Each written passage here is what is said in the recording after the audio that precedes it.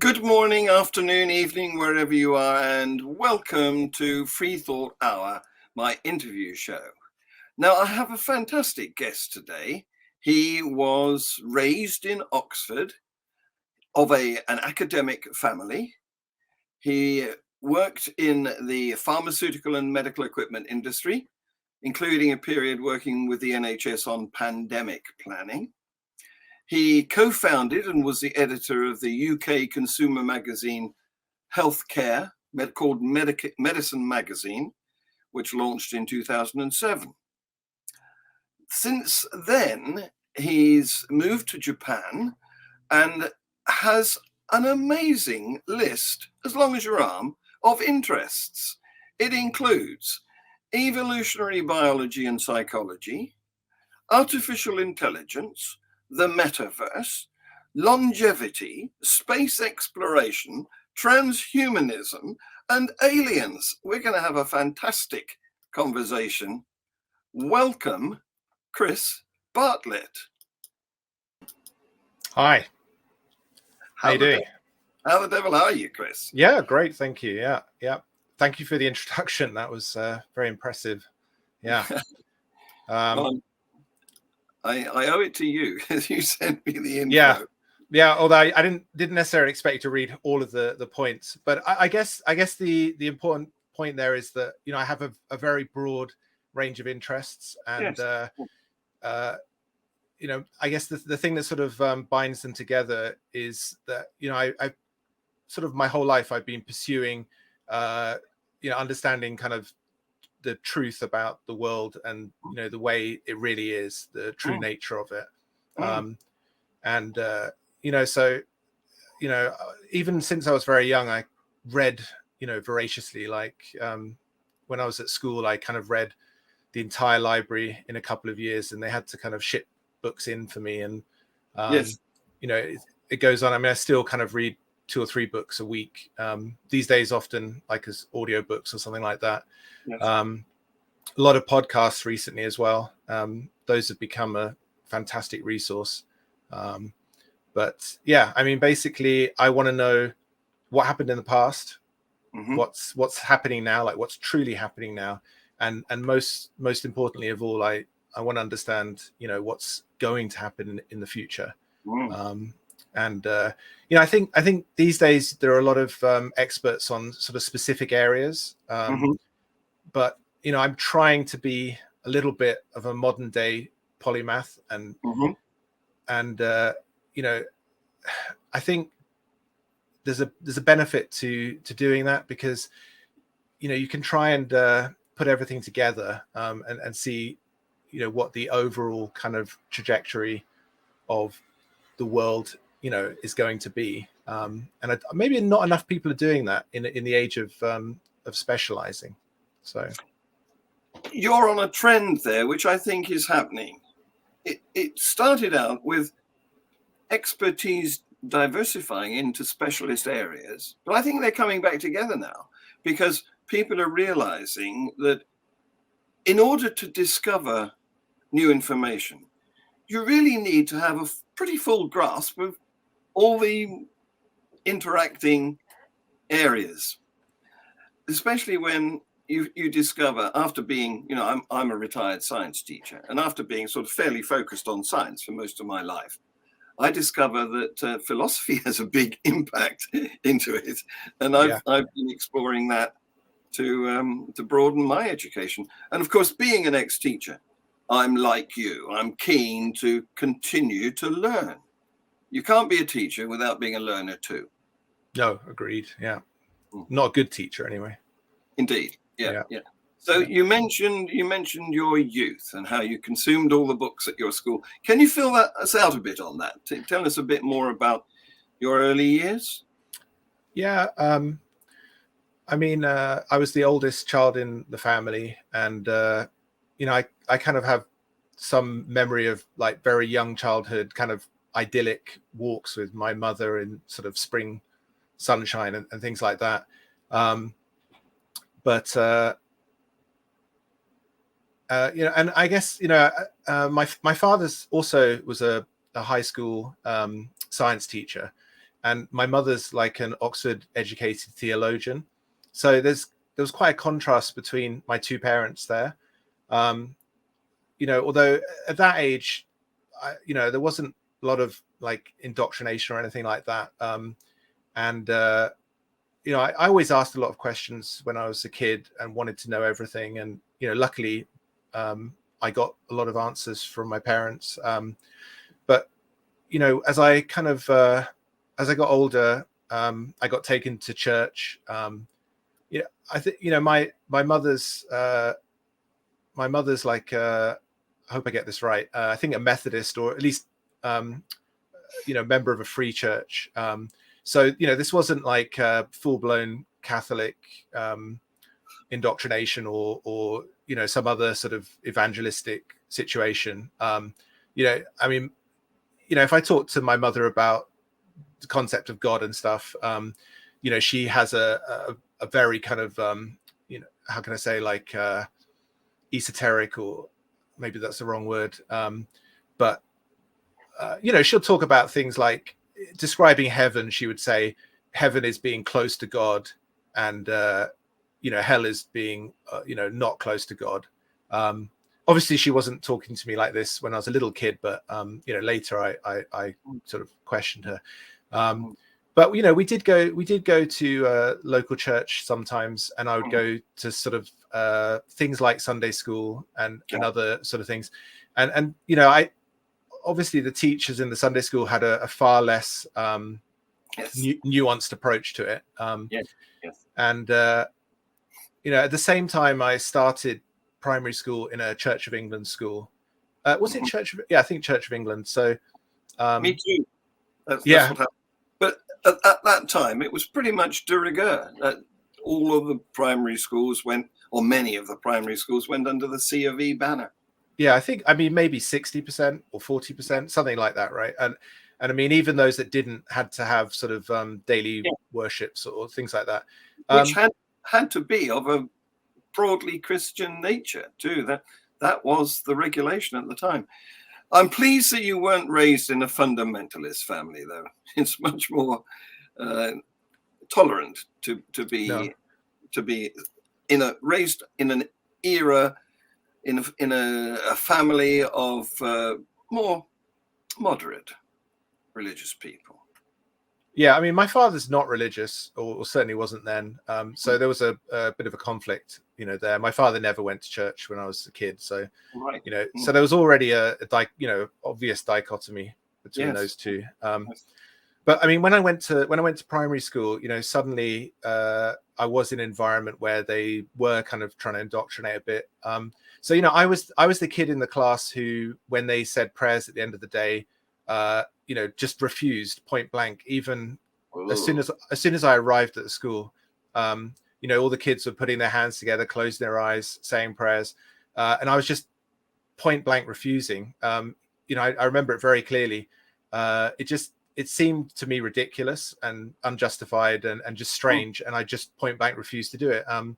And to their credit, that I don't remember teachers ever pushing me that hard on it. It was really the other children who thought I was misbehaving and tried to get me into trouble.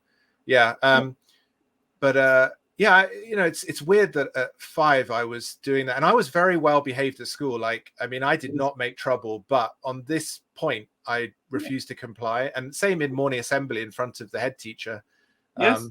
You know, and yeah, and I mean, that kind of rolled forward for years. And I mean, I've always been very antagonistic, or at least I was when I was younger, you know, to religion. And at high school, I refused to go eventually to chapel services and things like that. You know, it was a traditional. From the age of 5, that's quite willful for one so young, isn't it? Yeah, I mean, looking back on it, you know, it is strange. I think it must be genetic, because my youngest child is very like me, and I could believe if he was in that environment, he might do the same.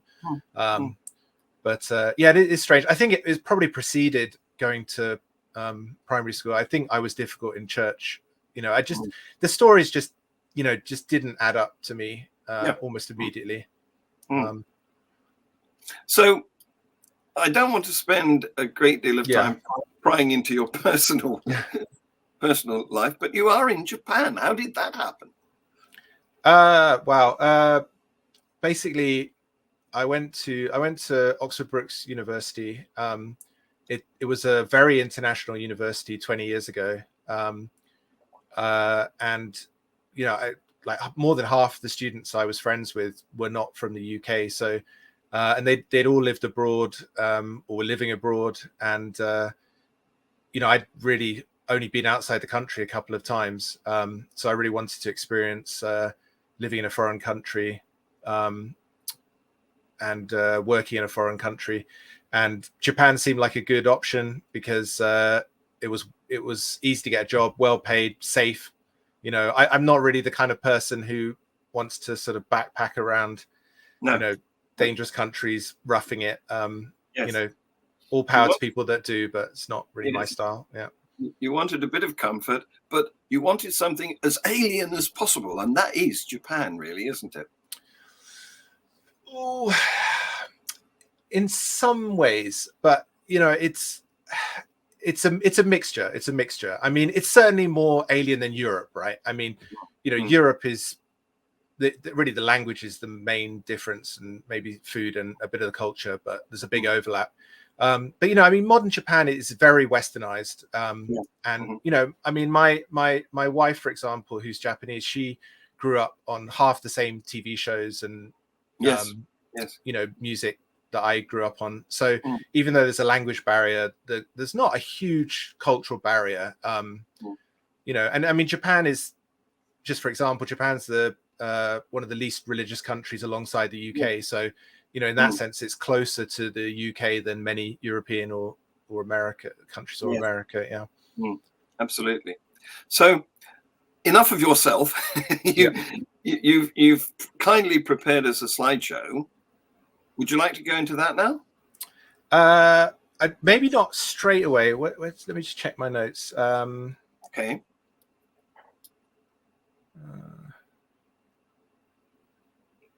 Reality. Okay. Yeah. Yeah. Okay. Good. Okay. Yeah. Okay. Let's have a look at the slides then.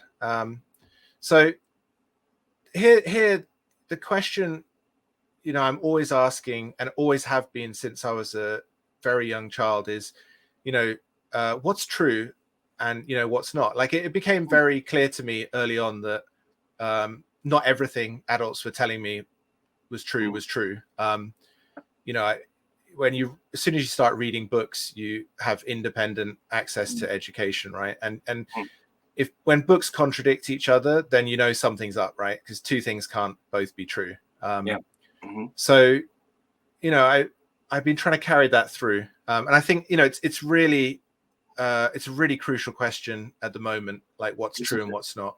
Yes, I was engaged in a Facebook debate only yesterday or the day before on this very subject. What is true? So I have opinions about it too, but let's hear yours first. Shall I screen the slides? Yeah. You ready for them? Yeah. Okay. Next. So this is just a metaphor coming up here. So let's go to the next slide. So this is a metaphor for how a lot of people view their understanding of the world, and particularly how people view, science and how science works. So, I think a lot of people feel like, with science, you have kind of an existing view, which is more or less true, right? And that to a large extent, you can sort of see where you don't know what's true, and areas that you do have understanding. And then, if you keep moving forward a few slides, then as science moves forward, understanding becomes more detailed, pretty much across the board, and you're heading for the actual truth in full detail. That picture there is the most accurate map of the world that we have to date, but you could keep going and zooming in theory. That's accurate according to the Mercator projection. I think this map's been generated by measuring extremely carefully the Earth's surface. But as you say, it's a 2D picture, so that's definitely a projection. But anyway, the reality of science is more like something like these slides. So let's go to the next slide. So, this is actually, I don't have the date for this. I should have made a note of the date. But, this is a map of the world made, way back. I get a guess, sort of Roman era. This looks like maps made by traders on the Silk Road or something like that between the Roman Empire and China. So, it's not entirely unrecognizable to us, right? I mean, I think most of us can make out the Mediterranean there. Probably Britain's one of those blobs at the top left. And Africa's a bit weird here because you've got it going across, where obviously the east coast of Africa goes down. But this would be, not too bad if you're navigating by ship between ports and things. There's a lot of detail around Rome, I guess, and probably along the Silk. That's probably along the Silk Road, right, towards China. So you have a lot of detail there where you know what's happening locally and in places you've looked carefully. But as you get further out, your detail gets much less, and eventually you really don't know anything.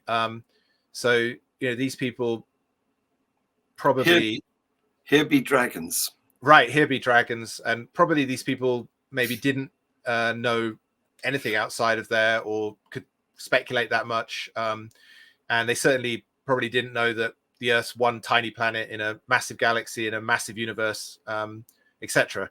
So this is I bring this up as a metaphor, right? So this is how knowledge works, right? Like your knowledge is the knowledge of humanity is focused in certain areas, areas which are closer to which are more important to us in our lives, and areas which can make money, are good for defense, that kind of thing.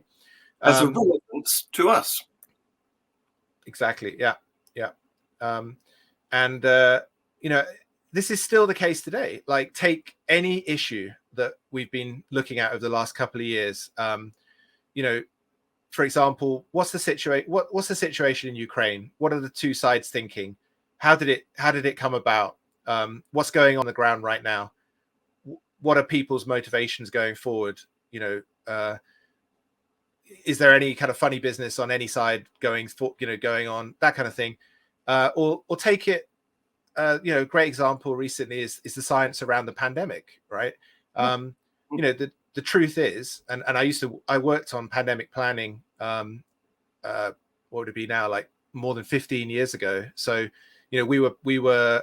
I was working with a private company, and we were working with the NHS to plan for what we thought was a coming pandemic. At the time, we thought it would either be avian flu related or a spin-off from 2003 SARS. So, I was sorry. Ebola, possibly. Ebola, yeah, Ebola is definitely, always a slight worry. Although, the SARS of 2003 was extremely frightening. It was more deadly than the one we've just had, and it spread. It went all the way to Canada before it was stopped, and it's nothing short of a miracle, really, that it was stopped before it went worldwide, because it was incredibly infectious. Yes. And by contrast, the one we've just had, could be seen as really quite mild, despite sadly hundreds of thousands or millions of people dying and being sort of injured by the virus. But we were really worried, and we were trying to work with the NHS to prepare for it. So, stock supplies of masks and things like that.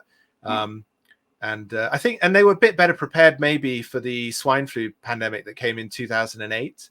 But my feeling is, that a lot of the preparedness was sort of run back in the run up to the one we just had. Anyway, taking it back to this, you know, the science around the virus and pandemics generally was not nearly as good as everybody hoped it, you know, or thought it should be. That's the truth. I mean, just for example, we thought for sure, or maybe not for sure, but it was sort of common wisdom that most viruses, respiratory viruses, spread by touch, and you know, touching door handles and person-to-person touch.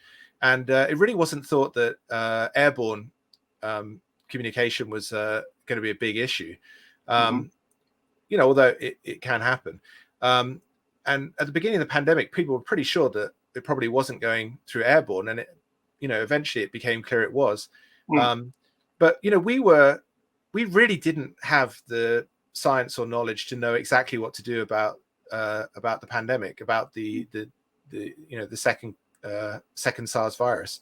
You know, I think there was a lot of pressure on politicians and people to, you know, give an air of confidence, partly to, you know, justify measures they were taking. But, you know, really, this is what we had. You know, there were some areas we knew a lot about, and there were other areas we didn't. And we were rapidly trying to patch those holes. But there's a limit to what you can do in 2 years. Yes. And of course, retrospectively, the politicians are now being castigated for not knowing more back then. Yeah, I mean, it's a mix. I mean, certainly when politicians say, you know, we could never have known there was going to be a pandemic, I mean, that's just not true.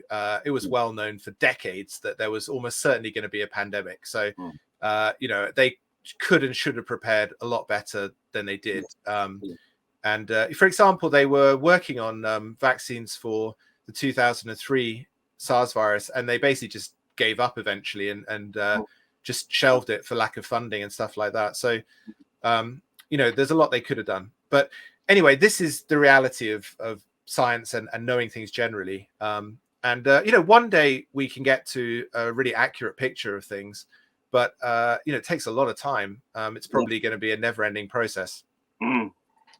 Yes. If science had solved all the mysteries, it would stop. There would be no need to continue to research. It'd be a bit boring, maybe. Yeah, I mean, I think we'll never get there, whatever happens. But you know, we could get close. We could. I was going to say, it's interesting how everything we discover brings up many more questions than the single answer that is just provided. Yeah, absolutely. Like every discovery brings up, you know, 10 more questions or whatever.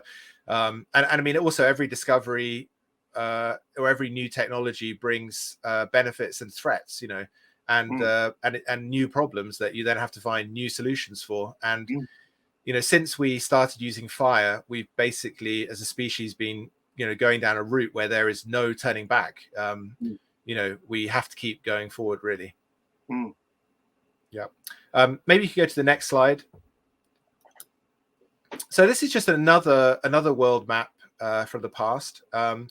So, you know, it's a bit different. And I'm using this as a metaphor for, you know, diversity of worldviews, maybe, but also changing paradigms, right? So I take it that what you're doing here is showing us different models based on our knowledge. Yeah. And that's what science does. That's right. Yeah. So it's all about modeling reality. And you know, there's some small details, and there are some sort of big underlying details which can affect the whole model. You know, obvious ones would be like, you know, evolution, you know, is so, you know, it's not just biological evolution, you know, evolution applies so widely. And once that explanation, you know, became widely known, it changed perception on everything. Yes. For example, if you go to the next slide. So, you know, here's another older map, but it's definitely taking on the form of the world as we know it. But what you've got here is you've got Africa and Europe on the right, and you've got Asia on the left, and obviously they knew those were connected. So at this point, they're thinking, the world is maybe a sphere, right, or a cylinder or something like that. So of course what's missing here is America, the new world. Yes.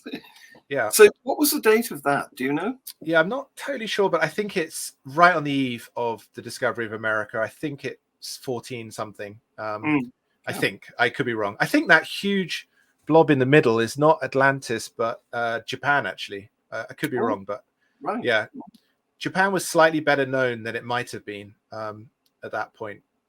Because of trading. Yeah, I think trading. I think the Portuguese or the Dutch had already made some contact.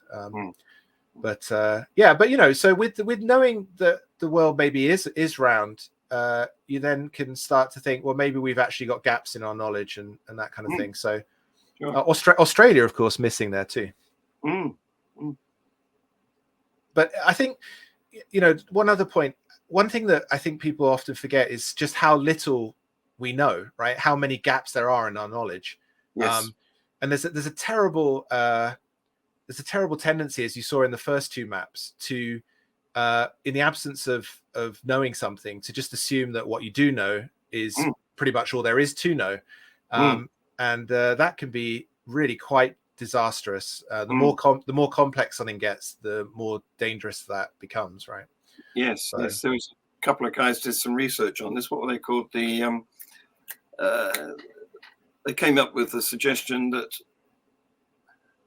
there's a level of ignorance which doesn't know how ignorant it is. That's right. So is that Dunning? Yes, Dunning-Kruger. Dunning-Kruger. I mean, I think, basically, at some point when you get smart enough, you have to start thinking, what do I not know, and more importantly, what are the unknown unknowns, right? Because if you know you don't know something, that's one thing, but if you don't know that you don't know something, that's really a problem. Yes. That was you almost quoted the Secretary of State of the American, what was it, the Bush presidency, who came up with famously said, there are knowns, there are unknowns, and there are unknown unknowns. I think I was channeling Yes Minister, actually. But they may have been channeling the same thing. So but it's certainly true, and something you really want to be careful of. So I think generally scientific process is still running pretty well, but I think there are some problems that maybe need to be looked at. I think there's kind of a complacency that the system works perfectly, and I think there's room for improvement. Basically, there's I think one problem is there's a lot of scientists are not fully able to challenge the kind of the accepted narrative of various things. You see this in physics, for example. We've been pretty stuck on string theory for a long time. It may turn out to be true, but it's kind of shocking how long that's been rolling. Yes, it's looking unlikely that it will turn out to be true the further ahead we get. I mean, certainly you'd hope that there would be more entertaining of other ideas, and I think what you have in that, and as in so many fields, is a sort of a bunch of people that have built their careers on it being right, and they'd like to retire before it's proven wrong. Yes. They have a vested interest because of their previous discoveries. Yeah. But the strange thing here is you're sort of trapped in the mainstream view, and part of the reason is because of finance. You won't get funding if your research project is too outlandish. No, that's absolutely right. I mean, the control that academia has over academics is near total. I mean, if you're a senior academic in some field, if you really say something that's going to annoy other people in the field, you could be kind of cancelled by those people in the field. They'll speak badly about you. They'll cut you off from grants. They'll cut you out from discussions. We've seen some terrible examples of people being, having their reputations destroyed because they weren't following official narratives. And I mean, if you think about, I used to work with the NHS quite closely, and if you think about the way the NHS works, it's very, very difficult for doctors to speak out on anything. And here I'll just go with like the way the NHS is funded, for example. It's if say for example doctors think that a newer, more expensive treatment should be being used, it's quite difficult for them to speak out and say publicly that it should be used, because they're all in the system, and they can they're embedded in a hierarchy, both the sort of NHS hierarchy and an academic one and a professional one, and doctors can and have been removed from practicing for all kinds of things.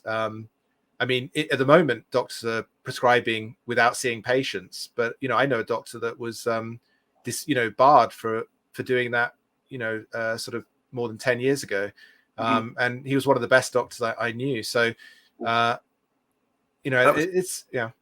was before Zoom, so of course it was easier to bar somebody because it wasn't the done thing at the time.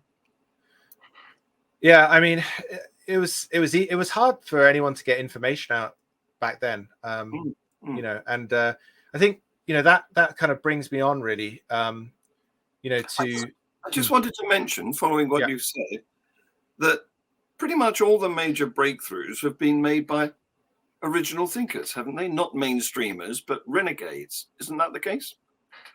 Yeah, I think that's definitely the case. I mean, it depends on exactly what kind of progress you're talking about. I mean, I think the current system is pretty good at the sort of fine detail progress, the grinding kind of progress, the steady progress, the progress that doesn't worry the people at the top, right? But I think doesn't upset any apple carts, right? But paradigm changing progress, that does take the renegades, and it's really difficult. I mean, in business it takes sort of an Elon Musk to shake things up, and I mean, the progress he's made on on rockets, for example, is just extraordinary. I mean, I couldn't believe the progress that's been made when I saw a rocket land on its end. I mean, it blew my mind. Yeah. Previously only seen in science fiction movies. Yes. Exactly. Yeah. I don't even think I thought that was likely to happen ever, really. Coming down like that. So, and I mean, electric cars have become a real thing, in large part because of what he was able to do. And I don't. It was absolutely insane to start a car company. A sort of a legacy thing. Yeah. Yes. Yeah. And it's true of other. There's lots of examples. Darwin with biological evolution. I mean, he was really going against the grain there. Einstein too. Einstein. I mean, even now when you hear the theory, it sounds preposterous, doesn't it? Really, until you hear sort of greater detail. But even then, I mean, it's pretty difficult stuff. But yeah, definitely, there's got to be more toleration for outside voices, and you really want more people working outside the system. And I think often systems are built to make sure that people are not working outside the system, and that's a huge problem. Very few people could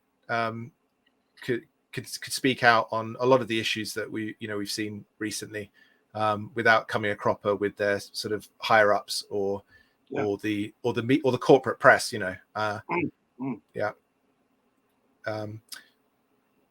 But that brings me on to one point I wanted to make. So a couple of points actually. So one is that there's the phrase that the future's already here. It's just not evenly distributed yet. And that's something that people need to understand as well, because science that comes into our living rooms, science we can buy, it's normally years behind the science being done in laboratories, and even further behind theoretical and pure science that's being worked on, right?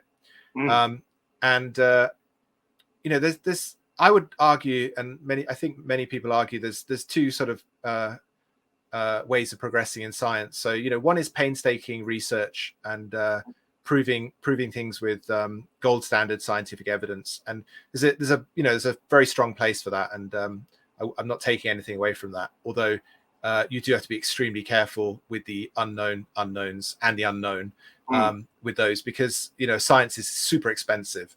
So there's a lot of things we could investigate that we do not, and people need to be aware of that. So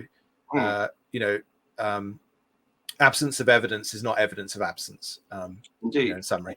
But there's also, can I respond to that? Because don't you think that science development has got exponentially faster recently?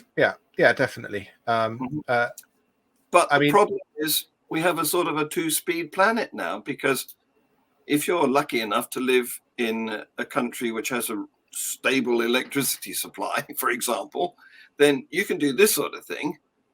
But if you don't, you can't. Yeah, that's true. I think it's definitely true that the pace of development is accelerating, and it's probably going to do so exponentially, and inevitably some people are left behind on that. There's obviously going to be imbalance. On the other hand, the latest technology is normally expensive and buggy, and then the technology that comes up behind it is cheaper and more reliable. So some countries have managed to skip pretty much wired telephone systems, and go straight to mobile telephony. So there's a lot that you can do. It's not always supposed to be the trailblazer. Not always, no. But going back to about the scientific evidence, the other type of progress can come from explanations, like really good explanations. So if I go back to evolution, for example, now Darwin did produce a huge amount of evidence to back up his theory of evolution, but the explanation itself is extraordinarily powerful, and even in his case, he didn't put it out publicly, as far as I know, not widely, without the evidence, because he was so concerned about how it would be received and being wrong.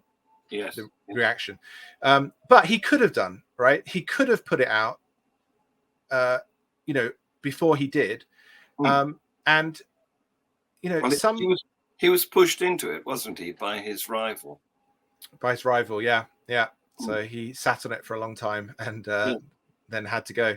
But had it gone out earlier, it could have been tested, in thought experiments in many different areas. And I think a lot of people would have said the explanation is so good that it's clearly the best explanation around, and it could have been adopted while waiting for the evidence to come in, and it could have been extremely useful to people. So explanations and hypothesis is an explanation that's not been proven yet, and those are very valuable. And I think we have a bit of a problem at the moment that people are being mocked for putting forward explanations that haven't yet been fully proven. Can I interpose there? Because sure. First of all, I wanted to say that Darwin's idea is extraordinarily simple, really, isn't it? It's just a recognition that change occurs rather than stasis being predominant. And unbeknown to him, of course, going on at the same time was someone else who was providing what you might call evidence of how this happened, in the form of the monk Gregor Mendel.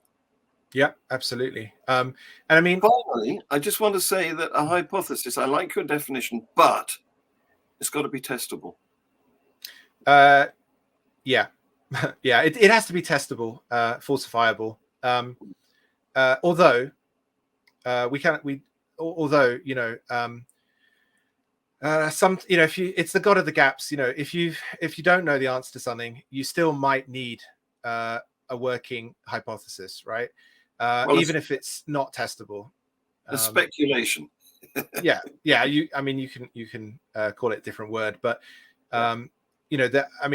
there are some subjects like why am I me and not somebody else, related to consciousness and things like that. And maybe we can answer these with science in time, but maybe some of them we can't. And but to still live as a human being and not go mad, we need a working hypothesis. So I'm not sure I would absolutely rule out the value of explanations that can't be tested, but obviously you can't really use them for purposes like politics or No, I wouldn't rule them out, but the problem with them is they can be extremely wild guesses. So that's why we have this qualification threshold of testability.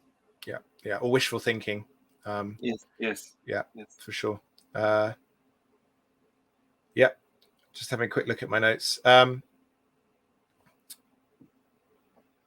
So just one other point I wanted to make before I go more into the kind of talking about the future. We are in interesting times at the moment. And some people have said maybe we're going through a second Enlightenment, right? So obviously the first Enlightenment was in large part brought about by the printing press and the ability to fortunately we're able to cut that out in the editing. Okay, no problem.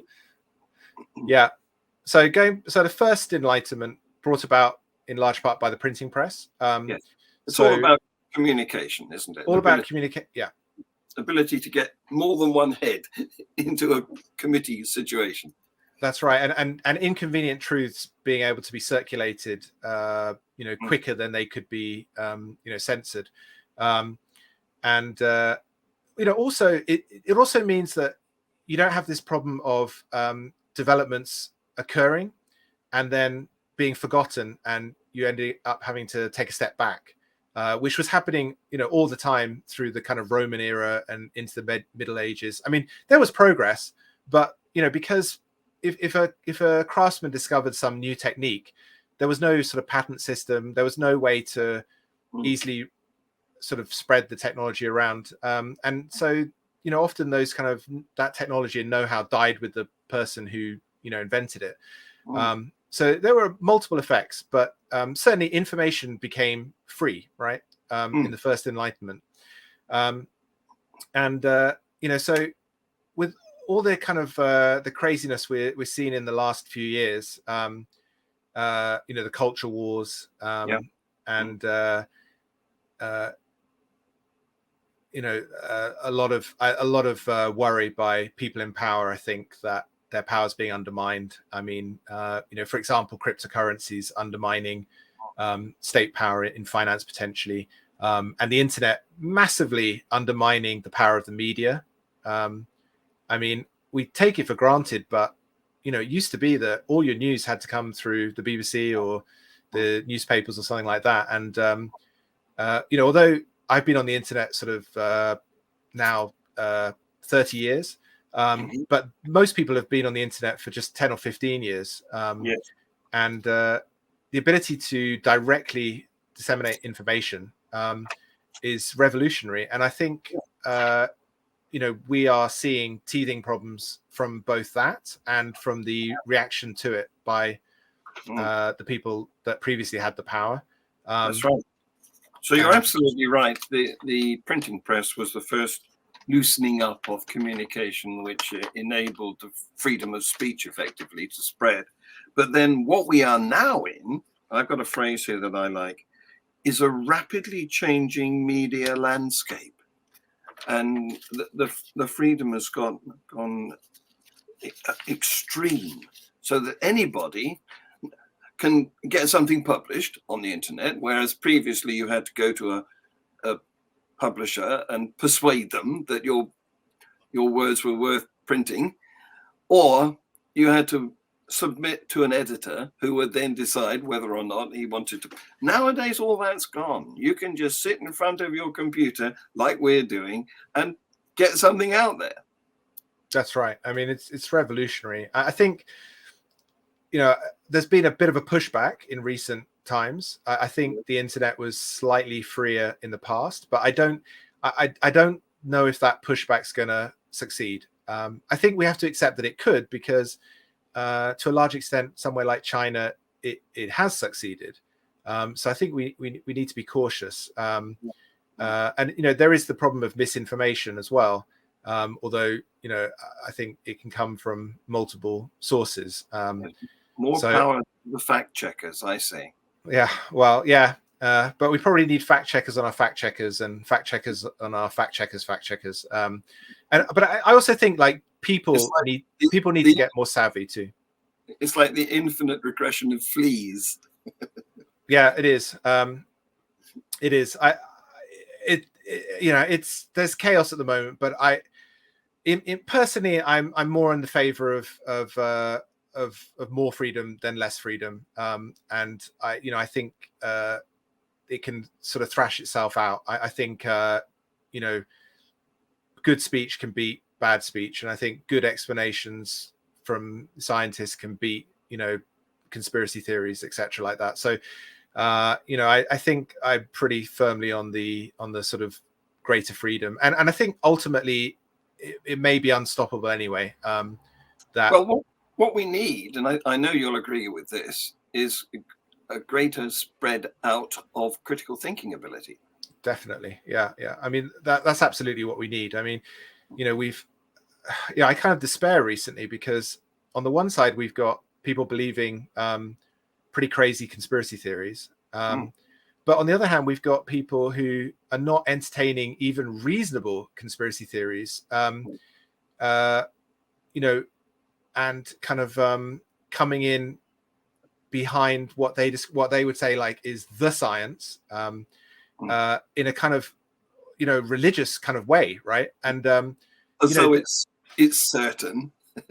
Yeah, I mean, there isn't the science. There's the scientific process, and questioning things is the scientific process.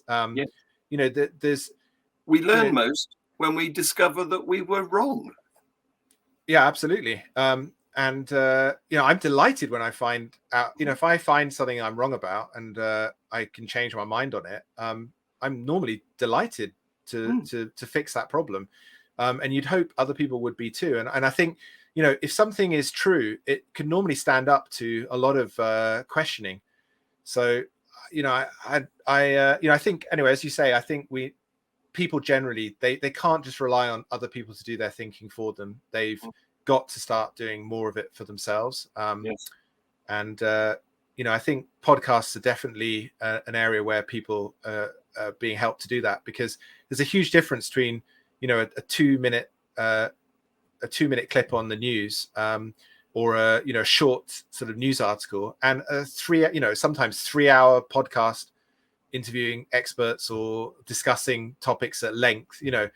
It's a huge difference in the quality and the understanding that can come out of that, if people can do it enough. If they've got the time. It certainly takes a lot of time. So I'm pretty optimistic going forward, hopefully. But a lot of people are threatened by this, because it's definitely challenging existing sort of hierarchies and things. Yeah. And people don't like that, because certainty is much more comforting than doubt. Yeah, I mean, yeah, and we're gonna discuss in a minute the future, and what may happen in the future. But people really don't like doubts. They don't like having their assumptions challenged. They don't like worries about the future, and they will often believe anything if it's going to stop them having to face up to those problems. So yeah, absolutely. Next slide. Yeah, I forgot where I am those slides now. Okay. so I had a Darwin one in there, so we can go through that one. So let's move on to the future, which is kind of what I ultimately focus my attention on. Mm-hmm. Yeah, go to the next slide, and then that's a Darwin Finches. So we talked about that. Let's go on to the next one. Yeah. Okay. So I'm going to talk first about something called the technological singularity. Potentially, this concept has peaked in kind of awareness from where it was. A few years ago, this was maybe 10 years ago, or maybe up to 5 years ago, this was talked about more widely, and it's gone a little bit quiet. I think partly that's because people in the field broadly accept it, or a few people don't, but the people that are sort of easily interested in this probably already know about it. And this is like what we were just talking about. It's a concept that's very unsettling when you explain it to people, potentially, and it seems counterintuitive too. So let me try and explain it. Basically, most people, at least in the past, felt like technology moved forward at a steady rate, right? And if you go, so when I say most people, I mean, like, let's say, between the Enlightenment and the information age, right? Mm-hmm. So the last couple of centuries. So in those centuries, people saw technological progress, but it was relatively slow. It took the telephone, something like, actually, I'd have to look it up, but I think, it took like 40 to 70 years for it to become widely adopted. Yep. And some people still don't have telephones, right? But it took mobile phones just a few years really to become ubiquitous, right? But then to become touchscreen, which was another. Yeah, to become smartphones. Yes. It's incredible the power you have in your pocket. But if you go back even further, if you go back to kind of Roman times, or before that, the average person saw virtually no technological progress in their lifetimes. They may even have seen it reversing in many cases. So they may have felt that the world was more or less steady state. And, people did know that people knew there was technology they didn't have, but they often thought it came from the past, right? And had been lost and could be rediscovered. Yes. But that concept even spread to the idea of the steady state universe. Yep. And it's definitely steady state universe is something. Yeah, it seems like a good starting point, really, doesn't it? If you don't know anything else, or not an entirely unreasonable starting point. And something we shouldn't rule out completely, it being in a steady state in some way, maybe like beyond the universe in a sort of multiverse or something. But yeah, it doesn't look like that's the case in our universe, probably. Not at the moment, but it hasn't been disproved and can't be disproved. No. I wouldn't rule it out. Definitely keep an open mind on that one. But anyway, in my lifetime, so I was born in 79. So in my lifetime, technological progress has been going much faster. It was noticeably slower when I was a kid, and since I became an adult, it's been neck-breaking speeds, basically. It's just incredible. And and the reason for this is because we're not in a steady we're not seeing steady progress like a straight line on a graph. Progress is actually exponential. Everything is feeding back on itself. So computers are getting faster quickly, and computers help us develop best technology in all kinds of fields, material science, and things like lasers, which are used for making CPUs and for modeling CPUs. Like nobody hand lays out CPUs anymore. It's all done with artificial intelligence. So, it all feeds back onto itself. And the rate of change is going up exponentially now. I mean, it always was, but we now can see that it's going up exponentially. However, there's something you've got to consider here, which is that humans have been around for a very long time, obviously throughout human history, and we haven't really changed that much. We may have gained a few IQ points. We may even have had a little bit of evolution that's occurred to make us a bit smarter in certain areas, perhaps. But we broadly haven't changed. And so we were both accelerating progress, and we've been holding it back to some extent. But we are rapidly approaching a time when we will create artificial intelligence that's smarter than we are. And in narrow fields, we're already doing it, definitely. I haven't actually, I didn't get a chance to put it into the slides, but did you hear about the DALL-E artistic artificial intelligence? No, I didn't. Sounds interesting, though.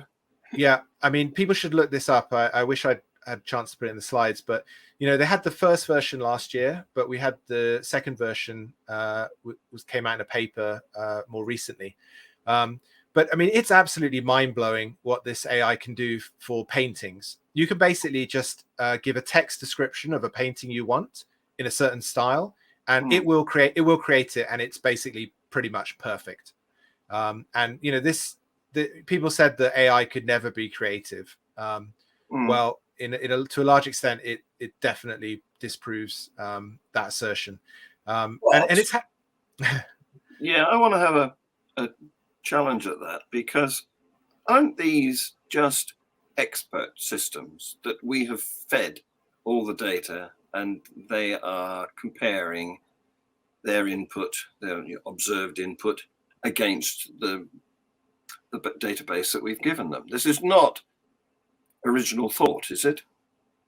I think it's as original thought as it is for us when we do it. I mean, if you're an artist, you don't normally exist in a vacuum, right? You're raised, you see other art, you see the world, you see how other artists interpreted the world, and you recombine it and put it together to make your own style. That is pretty much what this AI is able to do. I really should have put it on the slides, because you got to see it to believe it. But you can tell this AI to do something like you could probably say, like, paint me the Mona Lisa, but paint me Elon Musk in the style of the Mona Lisa, and it will do it. And it will do it amazingly. And you could then say, and make it a photorealistic, or make it an impressionist painting, or something like that. And I mean, also we've got the self-driving cars as well. I don't think people really know how good the self-driving cars are, like the sort of Tesla self-driving cars. I mean, they're not quite perfect yet, but I mean, they're going to be, and they are pretty amazing. I mean, basically, in my opinion, you're kind of replicating the kind of intelligence, or much of the intelligence, of a horse, right? And if you can do that, a human is really not that far behind, because there is a big difference between us and horses. We have a whole extra part of our brain, but that extra part of the brain is basically just reconfiguring the parts of brain that have been in animals for millions and millions of years. And so to make the leap from self-driving car to a human level intelligence, I really, it's just bringing it on sort of an order of magnitude or so. And a matter of time. Yeah, not much time. I mean,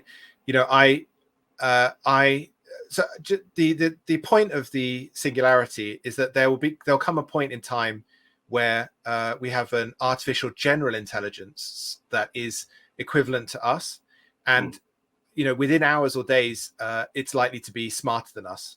And if it's able to redesign itself, within hours, it could be 10 times smarter than us, 100 times smarter than us. So this gives the idea of an intelligence explosion. The redesign would have to be in software, though, not in hardware. Yeah, I mean, it could be in both. So initially, it would be in software, and there's a huge amount you can do in software, especially at the moment. Like, we do not, I'm a programmer. It's kind of my day job in a way. Computers are so powerful now. We can do incredibly lazy programming and get away with it. Yeah. There's a huge potential to get more bang for buck from existing hardware. And it's my opinion that the kind of hardware we have now, certainly in universities with their supercomputers, is probably enough to run an artificial general intelligence. I'm not even entirely sure that a top of the range desktop PC couldn't run that kind of software if it was perfectly optimized, which is not going to happen. But the hardware is more or less there, is what I'm saying. That is amazing, because going back not many years, there only needed to be one character incorrect in the program for it to crash or not produce the desired results. Yeah, but now you're telling us that you can be slack and it will still run. Well, I mean, yeah, to a large extent. I mean, you have to code some parts carefully, but there's a lot of error correction, and a lot of the software tools are somewhat forgivable. But it's not really that you make a mistake. It's just that you do an operation in a lazy way, because it saves time. It's quicker to program. And if you really had to make it fast, you could go back to C++ or assembler and hand code really perfectly, but we just don't do that because it's just too expensive. But a superhuman AI could do it. And it's unnecessary, apparently. You're telling us it repairs itself. How does it know which direction to repair itself into? Well, I mean, I'm not saying this is exactly happening yet, but it's definitely possible that you could make an AI that is able to optimize itself. I mean, I'm sure somebody's doing it in a lab somewhere. But when it gets to a certain level, it could, if it was an artificial general intelligence like a human, it could be sped up, or it could duplicate itself and start working faster on the problem. And you could get an intelligence explosion. So if this happened, it would change the world probably very rapidly. There's some disagreement on how quickly, but it could be hours, could be days, could be a few years, but I would guess hours. And it ultimately would start changing its hardware as well. So wow. It's should we be fearful of this? What's the implication to humanity? Yeah, I mean, I think we should be very cautious, and I think the leading experts on this are not terribly optimistic. There's what they will say is there's a very large space of possible minds that could be created, and only a small proportion of those may be good AIs or friendly AIs. AGIs. I'm a little bit more optimistic for various reasons. To say quickly, if it's our level of intelligence or higher, then it should be able to do the kind of error correction that we can do, and the moral judgments that we can do. Yes, it could be programmed maybe to not do that, but I think I think it's possible to make it with enough freedom that it can maybe error correct. I mean, it's a very detailed topic, which I can't go into full detail here. But I think there's some reasons to be optimistic. But I think knowing that this is about to happen has some implications, some interesting implications. And I've got some more slides here. So maybe you could go to what's the next slide? Yeah, maybe have a look at the next slide. So I might come back to this at the end, but this is some trajectories that potentially, a sentient species like our own could take, right? So at the bottom, you've got green one, So that would be like if things remained in a steady state. So either we remained as, for want of a better word, like cavemen, right? Which did happen for a very long time. We were cavemen for hundreds of millions of years, Yes. with very little progress. Or, you know, that could be like a sort of simple agricultural civilization, perhaps. Or, you know, it could be like if the Enlightenment had never happened, it could have ticked along like that until an asteroid wiped us out or something like that, right? Then we've got the red one there, which I've called the filtered one. So that would be like if we got up to World War II and then we just destroyed ourselves with nuclear weapons. Yeah. But, you know, neither of those two would result in singularity and intelligence explosion. And you know, humans would never be surpassed as the best, the sort of highest technology on the planet. Then I've put in a kind of theoretical possibility here, which would be a civilization that, aware of the potential for a singularity, avoids it, right? Yeah. Avoids it happening. That would be very difficult to do, especially now, because, as I said, I think the hardware is probably out there already. So if we just stopped at this level of desktop computers, I think, and supercomputers, someone would do it sooner or later. Yes.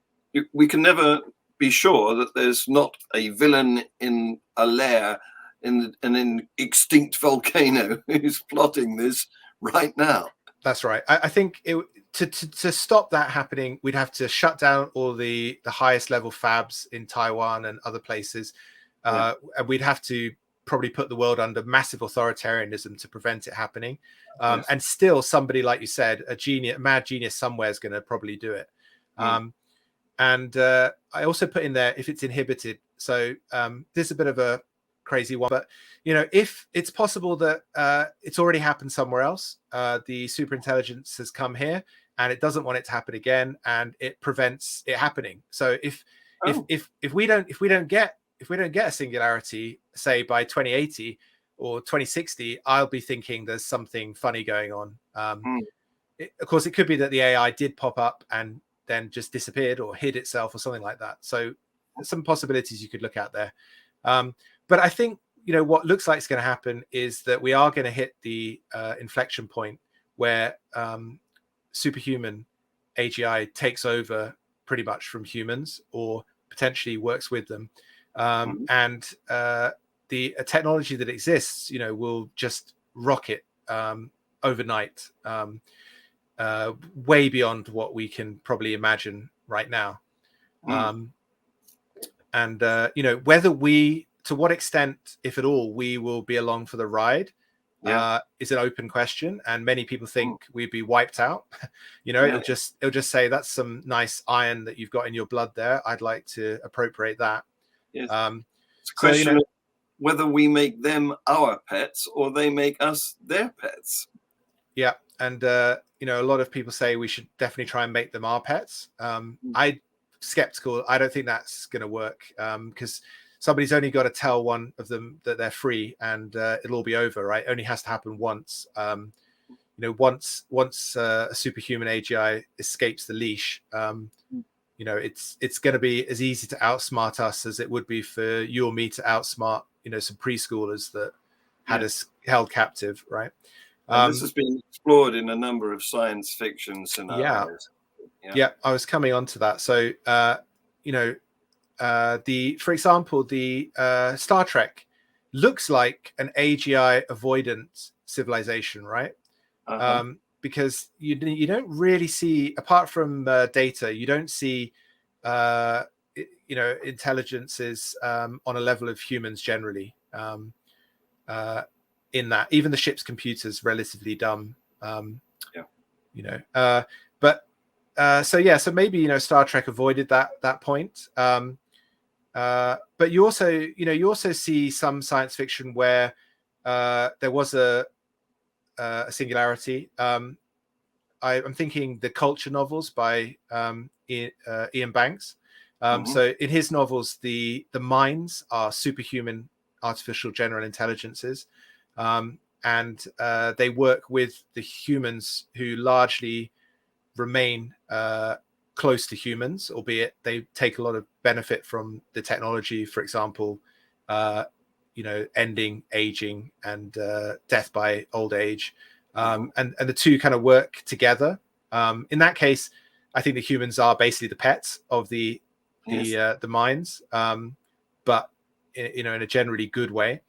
The Dune novels, which we've just seen the movie, in the Dune world, I think maybe there was a war against AI, and they basically eliminated AI across the galaxy. And the only place any technology that can get close to it's allowed to exist is on the planet of Ix, which is surrounded by nuclear weapons and ready to be obliterated at the first sign of artificial general intelligence that might threaten the galactic empire or something like that. So we have these different possible scenarios. Do you think that this could result in a sort of new tribalism, them and us? Yeah, I mean, I think so. Here's what I think will probably happen. I think the artificial general intelligence, and possibly with some humans, because it could uplift humans to its level, or it could lift them up to some degree. So, some humans and the artificial general intelligence, goes off on this trajectory, which I've labeled gods here. Don't think you can quite see it there, but I think other people will opt out. So we already have in America, for example, the Amish, right? Yeah. So the Amish basically opted out, kind of at sort of Victorian level technology, and to in a large extent they're kind of successful in how they want to be successful. Of course. But they have to put barriers up to stop their population escaping into the grand new world. Yeah, I mean, there's not so many barriers actually, but they have a lot of they have a lot of children. So although a lot of people leave, there's enough that that they carry on. But I would point out though that the Amish basically are able to live that lifestyle because the American government protect them. The American government create a bubble for them, a bubble protected with nuclear weapons and very sophisticated stealth bombers and things. So, and I think that's what would have to happen after the singularity. If some humans want to continue going as they are, or at varying levels of additional technology. And I think one sticking point is that a lot of people will not want to transfer their biological brains to to digital substrate, a silicon substrate or whatever. So that would be a sticking point for those people, I think. But maybe people will stick there for a while and eventually they will make the upgrade. Who knows, right? Yeah. But I could see like different levels of people kind of splitting off. There will be early adopters and those who are more reticent. Yes. Yeah, for sure. And I mean, look, this could go really badly wrong, right? There's a lot of ways this could go wrong, and I'm really painting a possible optimistic outcome because not many people are doing that, and it doesn't get clicks. But I think there's some reason to be hopeful that maybe this is what's going to happen, and possibly the fact that we're here having this conversation is a good sign. And let's go on to the next slide. So I want to tell you about the simulation hypothesis. I'm sure you've come across it before, but it's often not well understood. So look, here's the reality that we live in and the reality we think we live in, right? So here's the timeline. So there you've got the past, right? And we're living in the present. Obviously that changes microsecond by microsecond or even finer. Yes.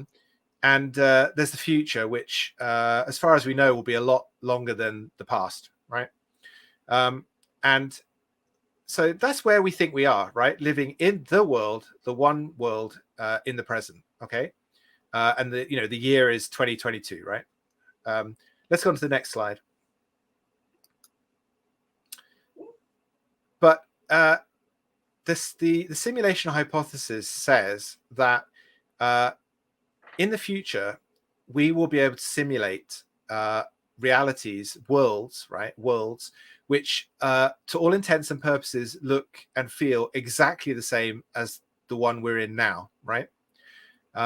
So in this case, there would be an original base reality, and then afterwards there would be a very potentially very long history, future history, where people would simulate other realities. Those other realities could be direct simulations of the base reality. They could be simulations of the past, simulations of the future, simulations of different locations, simulations that are like our simulation but are just made up, or they could be variations on our reality, big variations or small ones, these there could be a lot of these simulations, right? Not just running at one time, but running in future.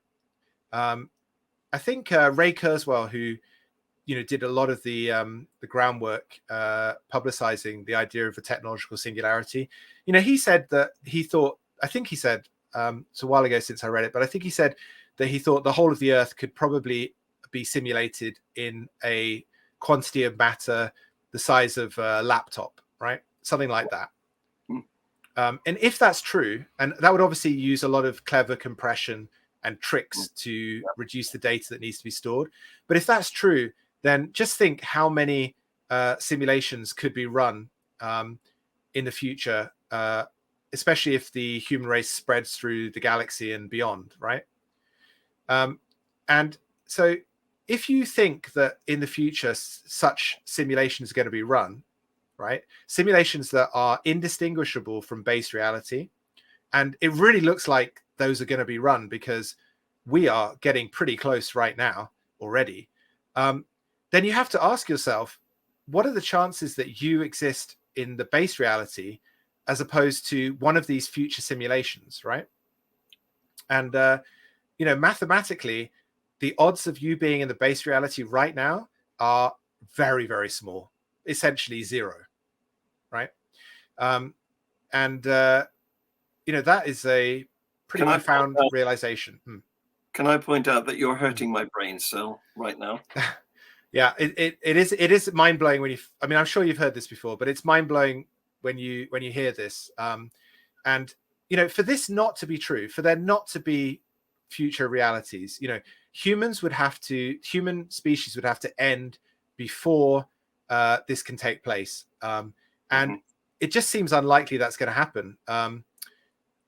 Really seems unlikely. We already have some worlds that you can run on your desktop PC at home that look incredibly close to reality. So we're only like a few years away from producing this, and the push for this is going to be huge because everybody's going to want to be able to experience things in because you could experience any human experience, time travel anywhere, etc., using this kind of system. So it seems extremely likely it will happen. And then you have to also say, what are the chances you were born at the point in human history where this was about to happen, right? I was going to mention that because, of course, it's sort of a piece of evidence supporting this proposition. The fact that the chances of us having come about are infinitely remote because it requires the accidental meeting of sperms and eggs going back generations, even to the start of life, and before that to the start of the universe. Yeah, it's a very strange time to be born. I mean, there are a lot of humans alive now compared to in the past. So a significant proportion of all humans that have ever lived are alive now. But even so, you could have been born 100 years earlier and you wouldn't know anything about this. So, that in itself is kind of suspicious that we are alive just as this is about to happen. I think I'm not saying that this is definitely true, but it's very suspicious. And I think, inquiring minds that are grounded in reality, should give this some thought. Let's move forward a bit with these slides. So yeah, I kind of preempted this. So are you here? Next one. Go on. Or are you there, right? Are you in a simulation, right? And then the next one. Or are you in a simulation within a simulation, right? And the next one. Or that one. And the next one. Right? Or, but maybe you are here in base reality, right? And then next one. Maybe you're there as well, right? Oh, yeah, right. at the same time, right? Multi. Yeah, and is this not a bit like having a soul? Oh, right. And I've seen you discuss this with other people. So, I'm, as I said, I'm an atheist. So my default would be that. I mean, I actually think probably at base reality, maybe consciousness is a property of the universe. So everything is slightly conscious, but when you get very complex matter configurations, it becomes conscious in the way we are. But even if that's true, so even if there's no such thing as souls in base reality, right? Which I would guess is maybe true. When you're looking at simulation, it's quite possible maybe that you exist in base reality. That's why you're conscious, but you're plugged into a simulation, right? Well, I think we need to define what we mean by conscious here, because we need more time for that. Yes, indeed. I'm not sure it's been done yet. It's a really tough question. Yeah, go on. Yes. In my view, it's appeared as a progression. We are the most sophisticated and complex organisms that exhibit this consciousness phenomenon, whatever it is. And amoeba didn't. So an amoeba was aware, perhaps. He was able to detect changes to the salinity of the water and react to that. But was that consciousness? Is there something called awareness, which is different from consciousness? Where do we put the boundary between this basic awareness and the sort of consciousness of knowing who you are and recognizing that's me in the mirror? Yeah, it's strange. Yeah, it's strange. I mean, I have a weird experience that's deeply rooted in my memory. I remember the moment I realized I was me. I know exactly where I was, what age I was. I remember the exact moment that I thought I'm me, and I suddenly realized it. That's unusual. Yeah, I mean, I'm not saying that I became conscious at that moment, but it was a strange experience, but which I remember to this day. But yeah, I mean, it's a really it's a really big topic, consciousness. I'll define what I mean here as being, whatever makes me me and not you. And also not, some kind of a non-player character, an NPC, somebody that looks like they exist but is not conscious, right? And if I play a computer game, I'm sitting outside the reality of that game, the simulation of that game, but I'm controlling that avatar in the simulation. And within the simulation, I appear like a character in the simulation, but ultimately, unlike the NPCs, I'm being controlled from outside. So that seems quite possible, right? But it does bring up a kind of strange thing that it looks a bit like a sort of dualism kind of situation. Yes. But it's just a curiosity, really. But let's go on to the next slide. I'm wondering where we distinguish between artificial and real. Yeah, I mean, that's exactly right. I mean, I think the answer is you don't. And why would you? Why do you need to, really? I mean, that's going to be my conclusion, really. So this this is that's fine. This is just saying that this, we might not be in base reality. We might not really have our foundation in base reality, but in one of the sort of the simulations lower down. Although, the simulation would be in base reality. So in a way, you're in base reality, right? Okay, next slide. We're talking about superhumans, right? So if we may be superhumans, right? If we're superhumans, then we don't have to be limited to one reality at once. We could be existing in multiple realities simultaneously, right? So, maybe this is a simulation and I exist in base reality, but when I play a computer game, I'm also existing in a child simulation, etc. Right. So you can keep expanding this, and I do in the work I'm doing, in the novels I'm writing. But I just raise it as a fun little point there. Next slide. Yeah. So this is just we hear Mark Zuckerberg talk about the metaverse and things like that. But to a large extent, these already exist. Now they're not fully immersive, and they don't trick you into thinking you're in a real world yet. But Second Life at the top left there is something like 20 years old. And it really does qualify as a kind of a world within a world. Minecraft also, especially when it's played on big servers with hundreds of people, it really is a world where people exist, within the world. Somewhat blocky world. Right. So Second Life keeps getting upgraded. Minecraft is blocky, but the detail, the size of the world, and the possible configuration is just infinite. Roblox is kind of interesting. It's more for kids, but there are many different simulations with all different kind of rules of physics and things like that. Anything goes basically. And then I put in Red Dead Redemption down there because that's probably one of the most accurate sort of regenerations of the world as it looks. And when you're riding around on your horse in that game on a decent gaming computer, it's absolutely stunning. Yes, graphics has leapt forward, hasn't it? It's possible now to walk into a room and see on the television a football match and not realize that it's actually FIFA. Yeah.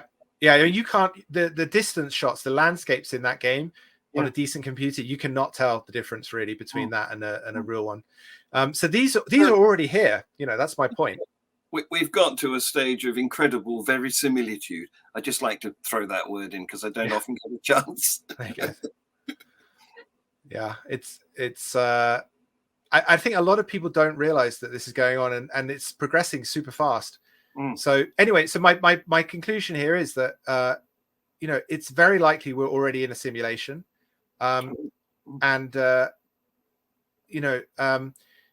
if that's true, of course, there are some people suffering a lot in this world, but I'm not suffering too much, and I hope you're not either. It doesn't look like it. So if this simulation exists and nothing too terrible is happening, then you have to wonder, maybe the AGI that oversee the world that these simulations exist in are not entirely evil, right? So also we still exist as humans in some sense, right? It's not hell. It could be hell. You could simulate a genuine hell, right? Indeed. And some of the shoot 'em up games do appear to be quite hellish. But I wanted to mention, have we yet got to a stage where we can blend the screen life to IRL? I know there's augmented reality, which tries to overlay one on top of the other, but what do you think? Are we going to achieve a greater merger there? Yeah, I mean, Google Glass was going a long way down this path, and they pulled it. And we could be a lot further down that path than we are. So a decision was made not to go there at the moment. Why? But that, there's some conspiracy theories about it, and there's it certainly became unfashionable at one point, right? And people started to fear it and hate it, and you had to wear it on the outside, and people could see you had it. So I never used it personally, but it may simply have become uncommercial. I can't really see a large population walking about in headsets myself. I can't see that. Not walking about with it. No, I think actually the fact you bring that up, it brings up a really great point. So I think one reason that people aren't talking about this quite so much publicly is that transhumanism and things like that has been getting a slightly bad name in recent times. And we've had for a long time the kind of cyberpunk aesthetic, right, of like, or the Borg like kind of aesthetic of bits of technology poking out of your head and this kind of thing. And there'll be a tiny bit of that, but really, there's about 100 people who have had a chip put in their wrists to open doors and pay cash machines and so on. Yeah, I mean, definitely I won't be getting chipped, and I can't see that happening because the resistance to that kind of thing is so strong. I think any technology that goes into our bodies is going to have to be under our full control. I think it's dystopian if it's not, but I do think that your smartphone is already basically a sort of another part of your brain. It's just outside your body. It's my memory. And people are going to want to bring that inside their head, but when it happens, it's not going to be it's not going to be compulsory. It's not going to be painful. It's going to be something that you can take out again, probably. It's going to be under your control, I hope. Obviously there's a danger that it wouldn't be, so let's make sure that doesn't happen. But and even if we upgrade our bodies from biological, we will not, we don't need to be looking like monsters or anything like that. I probably, the later Terminator movies got the right idea about bodies. I could imagine us having sort of shape-shifting abilities or something, but we might well maintain human form most of the time and be perfectly happy with it and look and feel exactly human. And probably you'd actually have more sensation than you've got now. So you'd lose nothing in that situation. To an extent, early transhumanism is already here, isn't it? Because there are a lot of people walking about with artificial heart valves and plastic lenses in their eyes and so on. Yeah. And that's the tip of an iceberg. It's tip of the iceberg. It's going to happen. We just got to be careful that it doesn't become dystopian in nature. And yeah, I mean, I just wanted to say, like, I think I'm not necessarily pushing for transhumanism and the singularity to occur, because I think the point's a mute point, because basically it's almost certainly going to happen. We're right on the verge of it. There's really no avoiding it unless we wipe ourselves out in a nuclear war, which obviously is looking slightly more likely than it was. Or we clamp down in an incredibly authoritarian manner that would be worse than singularity going ahead. So in my view, there's no avoiding it. It's just we want to try and do it as smoothly as possible. And that's why I think we should be, trying to create this AGI transparently in public as a moonshot effort, rather than letting some kind of dodgy regime try and do it in secret and try and keep control of the resulting AI, which incidentally, if it's kept locked up, is going to be seriously angry with us when it gets out. And so yeah, I mean, I agree with Kurzweil that potentially superhuman AGI are our children, basically, and they need to be treated as such. If you treat your children well, hopefully they continue respecting you. If you treat them badly and abuse them, then anything can happen. And another point I just want to make before I forget to make it. So I've said that maybe we're living in a simulation, but I just wanted to point out, like, the way I live my life, I sort of intellectually acknowledge that possibility, even probability, but I live my life normally like a normal person. I'm married, I have kids, I enjoy hanging out with my friends, and I want it to continue that way. So even if this is a simulation, I'm just going to take the opportunity to play this game, enjoy life, help other people, just as you do when you play depending on the game, just as you do when you play one of these simulations that we're looking at here. I don't think it needs to change. And, maybe you do find yourself in a simulation of some kind or another, and you have to play the cards you're dealt. That's kind of a slightly religious view. It's like a faith view. It's not religious, but it's like a faith view, right? And I also take on faith that my family, my kids, my wife, are other sentient people like me with consciousness, and they're not NPCs generated in the simulation. You know, I take that on faith as well, until proven otherwise, you know. And even then, I might just carry on believing it because that's what I want to do, you know. Well, as you started out saying, the printing press was the first leap forward. And it gave us an opportunity to look inside other people's heads and to read their thoughts, even if they were long dead, and to go to their locations imaginarily. And this is just that times I don't know how many. Yeah. I mean, and you know, yeah, novels did that, and simulations will do, you know, novels excuse me, on steroids.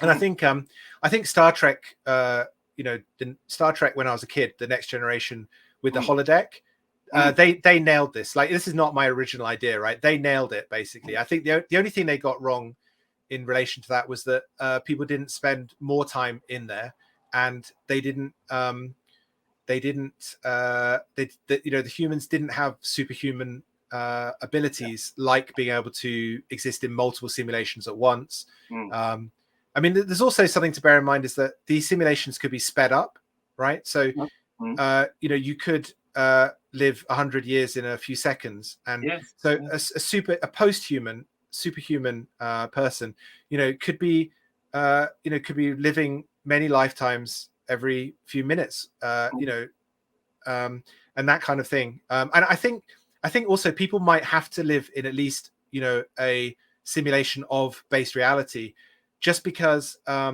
base reality is so slow, right? It's probably more detail than we need to get into here, but I do think, you know, everything could speed up, and it could have other implications as well, because it might mean that the prospect of traveling to other stars looks even worse than it does now, because if you think super fast, then which, you know, superhuman AI probably will, then the prospect of traveling limited by the speed of light to another star is going to seem infinitely longer than it would now, running in our normal time. So it could be an explanation for why aliens haven't visited us. It could be one of many. I just, you know, I raised that. And talking of aliens, next slide. So we've already seen this slide, but I wanted to, when we first looked at it, I was talking about it in relation to humans, really, and AGI. But let's apply this to other civilizations that might be out there in the galaxy. And it looks like there's probably a lot of life in the galaxy and the universe at large. You interviewed Lee Cronin. Yeah. Right. Yeah. I mean, he's fantastic on this. He changed some of my, or he didn't change my view, but he made me think even more strongly that life must be out there. He believes that, you know, or he knows that there are just so many ways that life, you know, could have arisen, and we just went down one path. So it seems very likely that at least simple life is everywhere in the galaxy. And there are so many stars. He says first we've got to define it, because we don't really know what life is. Yeah, the virus question and things like that. I saw the interview you did with him as well, actually. So I'll let people go and find that one. Yes, I'll link it underneath in the details underneath this video. But yeah, I mean, it seems very likely, and then there are so many stars in the galaxy, and the galaxy has existed so long, and our star is very new. There are lots of older stars in the galaxy, so the galaxy is probably teeming with life. They're probably, except that we have to wait for the second generation of stars, because otherwise we wouldn't have half the elements in the periodic table. Absolutely, yeah, and when that occurs depends on the region in the galaxy as well. So yeah, absolutely. But given how quickly humans have popped up, you know, it's very unlikely that other civilizations would be on the same time scale as us. So they're either ahead of us or behind us. And you know, so really they should be here already. And so we have to ask the question, why have we not seen aliens? And it may be the light speed barrier, as you suggested. Well, the light speed barrier is certainly a bit of a pain, but it wouldn't have stopped them getting here. I think I've seen it. You could cross the galaxy in sort of star hopping in relatively short time. I can't remember if it was 100,000 years or 100 million years, but relatively short. That's several generations. Well, it'd be a lot of generations, but it's definitely possible that it could be done. So they should be here, and of course they probably have much better technology, and they may have ways to get past the light barrier as well. So we have to ask, why are they not here? And in my opinion, the answer is simply that any civilization that had the technology to get here would have passed through the technological singularity, and their technology would be godlike, basically. So they could come here and they could remain completely undetectable very easily, in so many different ways. If nothing else, they could just intercept thoughts and neural processes in our brains, and just make sure we don't see them or we don't perceive them. So there are so many ways. They could be very small. They could be invisible. There's so many different things they could be doing. And my guess is that they would maybe not interfere with us too much, if at all, because and the reason for that is that why would they come in that case? I think because we are very interesting. We are a species that's evolved over a very long time, billions of years. They might be able to simulate that happening in their simulations, but the fact is, if assuming we're in base reality, but even if we're not, we did it for real, right? We did it. We did it ourselves, and I think we'd be very interesting to them, because in so many ways, and we're a unique information source that's in motion. So they'll send an advanced party of anthropologists. Basically, I think we would. We are very precious information that can't be easily replicated in the universe, and they would be interested in us either for scientific purposes or for entertainment purposes, perhaps. But I think it's quite likely that they might come. They might also protect us from anyone that meant us harm, potentially. I'm not sure. But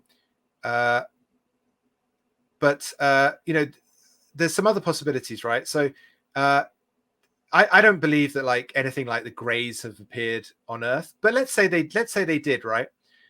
Who would they be? Because they don't seem like they're technologically massively superior, right? I mean, the way they're described, they have like quite shiny spaceships, but they're still walking around more or less flesh and blood, right? So possibly you could have an alien species that have really, really avoided the singularity, right? Or potentially left their world before the singularity occurred. So they might turn up, or you could have the techno primitives, as I put them here. They might turn up. Maybe they want to do Star Trek, right? Maybe they're not. Maybe they don't have to follow the rules that the sort of godlike superhumans tend to follow, or maybe the godlikes aren't that interested. So it's possible that such people could turn up. They would come as our students to pinch our technology. Possibly, yeah. I think there's possibility for all of these, although I think most of the time they would just go super smart, and they would be invisible, and they would kind of avoid spoiling the experiment the natural experiment that we are.